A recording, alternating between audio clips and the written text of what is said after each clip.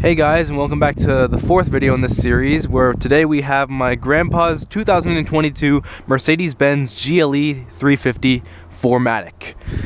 So yeah, this is a bit of a different video compared to all the other ones I made, because those were like mid-2010 Japanese cars, and now all of a sudden you have a pretty competitive mid-sized luxury German SUV. So let me go over what this car is like, what it's been like for me to drive over the past roughly 3,000 miles. It has 11,000 miles currently, and the pros and cons of owning this thing. But before we hop in and show you the interior, let me talk about the history of this car as well as the exterior. So this is the GLE, which started as the ML back in 2000s when Mercedes was kind of in the hole when it came to money, and they needed an SUV to basically make sure they weren't, dead. So they came out with the ML, which eventually turned into the GLE around 2016, and this is the fourth generation of that car, which started in 2019. This is the pre-facelift, and the facelift came in 2024, which looks a bit different, which I'll show some pictures of right now. As we can see, it's painted in selenite gray metallic, and it's a bit dusty, but that's because my grandpa lives in a bit of a further area, like let's say more urban. And overall, I think the styling is pretty nice. It's very subdued. It doesn't look big, although it kind of feels big, honestly. You have 20-inch rims with these Cooper tires, and you can also option up to 21, as well as, especially if you go to the higher engine models like the 450 or the 53 or even 63, which I'll get to in a bit. But I think this thing honestly looks pretty good. It's inoffensive and it doesn't look horrendous like honestly some of Mercedes' new cars. So now let's hop in and I'll tell you more about the car and what it's like. Alright, hopping into the 2022 GLE350, we're introduced with a much classier interior than you'd expect from, I guess, like the other cars that I recorded. You have leather and soft touch materials on the top. You have this fake sort of wood, including a Burmester audio system, which I think is optional and sounds really good in my opinion. You have auto up-down windows on all four corners. You have your window adjustments. You have your lock in there, which are kind of hidden. And you have your metal alloy door pullers. You have your headlight switches here. You have pretty basic gas and brake pedals, and you have the steering wheel, which has a bunch of much more controls than you would have on the other cars that we've had. And if you see the gauge cluster, you can see that there's a dual screen setup compared to one screen on the earlier cars. That's because this is a 2022 car. Obviously there's going to be more modern stuff, including Mercedes' in-house MBUX infotainment system, which I think is probably the best infotainment that Mercedes has had, even though they have a brand new one out, which has like a huge screen. I just feel like a little too much stuff is integrated into the screens, and you have a good mix of both digital and physical controls. Not to mention you can access MBUX like 3 different ways. You have this scroll thing here, it's touchscreen. You can also access them with these haptic buttons here on the steering wheel, but I can't access them right now because the car isn't on. So if we put our key in and start her up, you get the Mercedes chime, and you also have a configurable gauge cluster. As if I do this with the left side of this, you can go all the way to designs and display, and then you can go to classic, and also you can change this, which shows like your mileage, your fuel consumption, all sorts of things. I just have it on normal mileage, but you can also have a full screen, and that's a really good thing about MBUX, is that it's very configurable and it's almost there with Audi's MMI system. Anyways, we also have obviously Apple CarPlay and Android Auto, and I have my phone connected in right now using wired CarPlay, and right now we can see that CarPlay works really well, and it's still touchscreen unlike some other competitors. The screen is pretty good and it's pretty responsive, as well as pretty much all these controls in here are really practical. You have your parking cameras here, you have everything that has to do with the car, like your driving assists, as well as like, lane keep assist. This car doesn't have adaptive cruise control, but it's optional for I think $1,000 or something. I'll put this thing up. And you also have your hotkeys for stuff like navigation and map, radio, media, phones, stuff like that. I'm just going to keep it on Apple CarPlay for now. But now I think we'll hop into the back seat and show you more about this thing.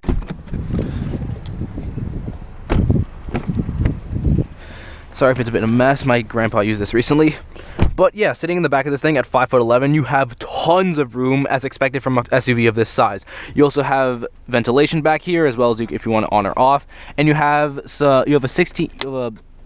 plug, a household style plug down there, as well as I think, yep, 2 USB-C, as well as like a small cubby if you want to fit something. You also have mood lighting in here if it wasn't obvious in the front, which looks really good at night, and who knows, maybe if we're out enough we'll be able to see that. If not, then I'll show some pictures. But yeah, and then going into the back, I guess we can show you the trunk space, because that also fits plenty, as we've taken this thing to and from LAX multiple times, and it's fit pretty much all our luggage. You have a huge load in, as well as no sort of hump up, so you can load everything flat. So we're lowering that. we can go outside, and additionally, I guess we might as well show that this takes 91. But I guess now I can show you under the hood of this thing, and I'll talk about the engine options you can get for this thing.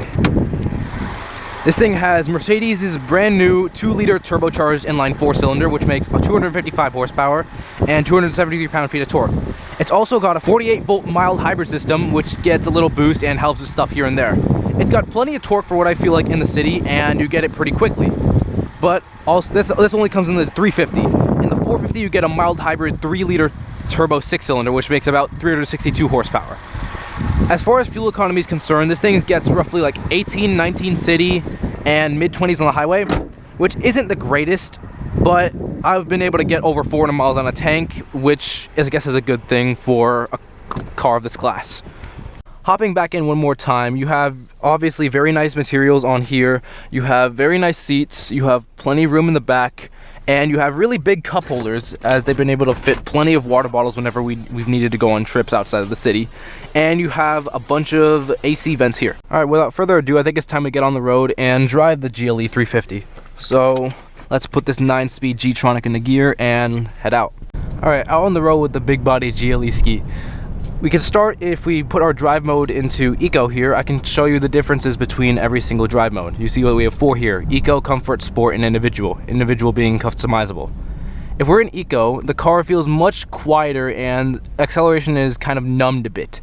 You upshift very early and it's just supposed to save gas and stuff like that, as well as stuff like AC is turned down, just all for the sake of fuel economy. Another thing I forgot to mention when I was talking about the interiors, the thing was the visibility, which if you see the tinted windows in the back, and ignore that for a sec, we have okay visibility here. The pillars are kind of thick, but at the same time you also have safety features like blind spot monitoring and stuff like that to make sure you don't crash in anything, so I think it's alright. Steering can be nice and tight when you need to be, but the braking, because it's a mild hybrid, feels a bit squishy sometimes, but it eventually catches.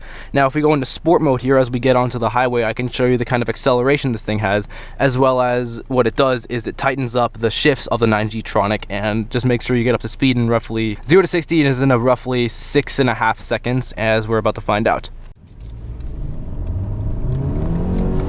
The thing has a lot of kick from the front as the all-wheel drive kicks in, and you can now see we make our way up to highway speed.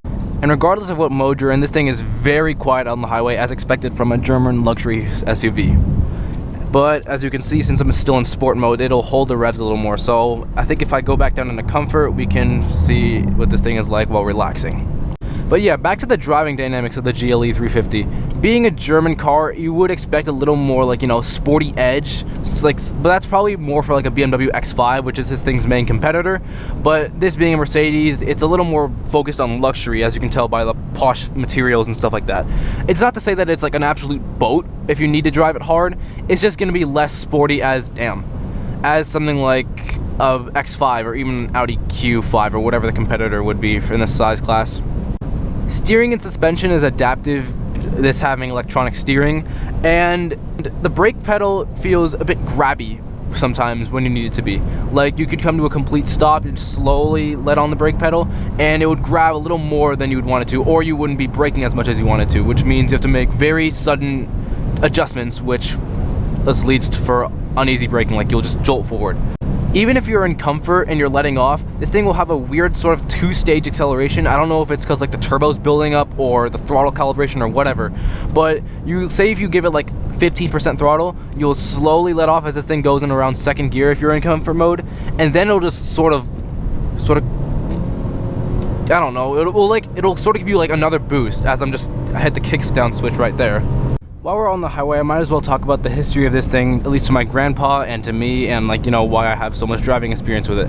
It started back around last year, obviously 2022, when my grandpa bought this thing, because he was replacing his old GLE, which was the 2016 generation. I would show a picture of that here. And he just happened to be living with my family for a bit, but at the same time, me and my twin were getting our driver's license, and we needed someone to drive us around, or at least something to drive around in. My mom would be on vacation and my dad would be out at work, so the only choice we would have left is to drive with our granddad in this GLE350, and we would do that for months on end, which explains why I have almost 3,000 miles at this point driven with this thing, so I have a decent amount of ownership experience. Obviously he would have to maintain everything and stuff like that, but this thing has had no problems, at least in my hands. God damn, there's been a lot of cops out recently. I mean, I guess it is the toll road, but every single other time I've been here, there's been absolutely no cops. I guess it is the end of the month, so ticket quota is coming soon.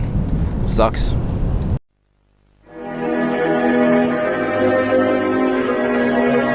But yeah, my main complaints driving this thing mainly just have to come up to the throttle and brake calibration of this thing, which I've heard is sort of fixed in the 2024 facelift, so that's a good thing to hear at least. Other than that though, this thing has been really nice for me to live with, and I always feel like, you know, one tax bracket above than where I'm at whenever I'm driving this thing, which I guess is a sort of a nice feeling for anyone, regardless of whatever you drive. And it's just an unmatched vibe when you're like, when it's late at night, you have the mood lighting set to whatever color you want, and you just have your tunes blasting on the Burmester audio system. It's just unmatched, and I really like that kind of feeling, and I hope other people sort of have that same sort of feeling once in their life whenever they're driving. Oh yeah, and another minor complaint I have with these is the haptic feedback controls. They are alright, like they've responded to my inputs most of the time, but sometimes they've either done a little too much or not too much. And I guess that is something fixable. I guess you could just, like, you know, I guess you could just say that physical controls are better, but this car has enough physical controls to justify its mix of the two. You have enough stuff that you can change in, oh my god, the bright. You have enough stuff that you can change in MBUX, and enough stuff that you can change with just physical controls like HVAC and all that. And not to mention, you literally have 3 different ways that you can change the infotainment, so there's a plus on that. I can't really speak too much on the driver assistance technology of this thing because, well, it wasn't optioned out with it, which is fine because I haven't really used stuff like cruise control and stuff like that anyways, because, I mean, I guess it hasn't even been that necessary because this thing can maintain speed so easily on the highway. But yeah, I mean, blind spot monitoring and like the 360 cameras have saved me a couple times from, I guess, hairy situations. But this thing, even with someone as old as my grandpa, these safety features do come in clutch. So, to wrap up my thoughts on the 2022 GLE350, which I guess is the contemporary GLE still, so consider this a brand new review, but not so much. You know what I mean. This thing is a really good SUV for the very competitive class that it's in, as we pass one of its competitors, something like a Macan or a Range Rover, or even the EQS SUV that I'm passing right now. As you can see, this class is very competitive, and I think this thing is a really good choice, especially for the price range. It's not too expensive, and you can get into it really well, and even with the 350 2-liter inline-4 that this thing has, you have enough power for everyday usage. If you can just adjust to the minor tech overload that this thing has with MBUX, albeit the German system being a German system, if you can get over the fact that this thing has a somewhat overwhelming system, although not as overwhelming as the newer models with stuff like the EQS or just even the new C300, you can daily drive this thing pretty well. This thing has been super comfortable for me and my grandpa to live with for the past 11,000 miles, and I hope that nothing really goes wrong in the future. So that being said, I hope you guys enjoyed this somewhat brief video again, and I hope to see you guys in another POV video, which I'll probably be back up north with probably another car that I don't know. We'll see what the next video is, but I've just been able to record these 4 videos because I've been on vacation back down south with all my family, so I've been able to drive the cars which I've driven the most. Anyways, thank you for watching, and I hope to have another video out like this real soon. Take care, guys.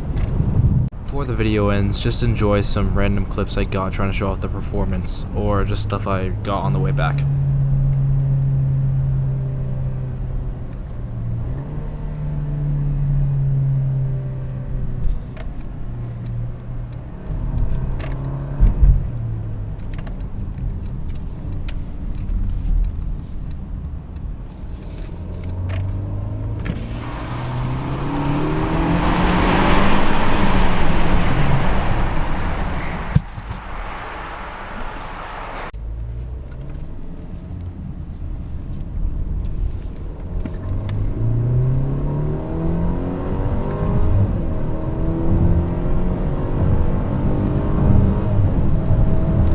Yeah, that little grrr on the upshift, goddamn. Grrr.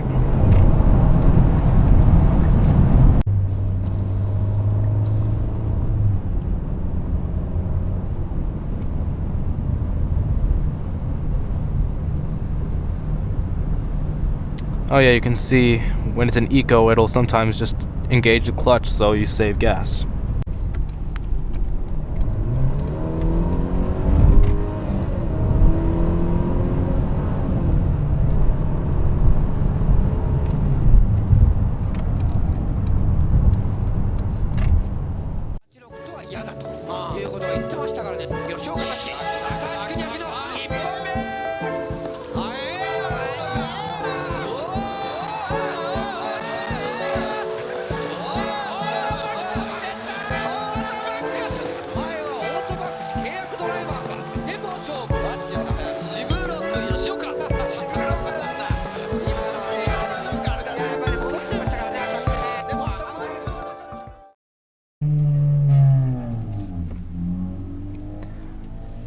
God gives his loudest exhaust to his slowest Hondas. Amen.